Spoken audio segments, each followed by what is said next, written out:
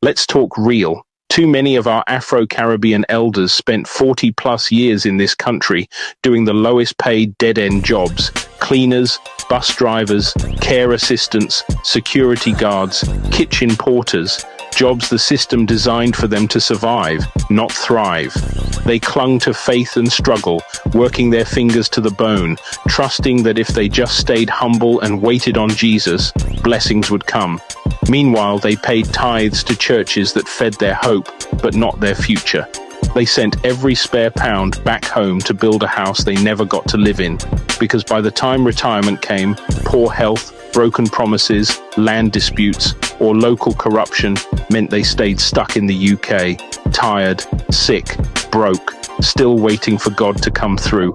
Now they're turning to their UK-born kids, who are already drowning in debt, racism, and housing stress, expecting them to fix it, to finish what they couldn't, or worse, inherit the same mindset of struggle wrapped in religion.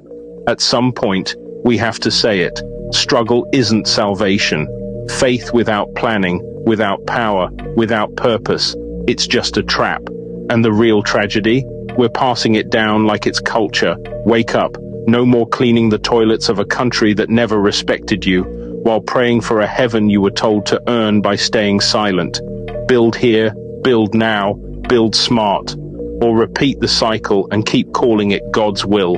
And now look, many of those same elders, now in their 70s and 80s, are stuck here in the UK, the US, or Europe. They didn't go back home like they planned because their bodies broke down before their dreams ever got finished. They're clinging to the NHS like a lifeline, dealing with diabetes, arthritis, strokes, after a life of hard labor and harder praying.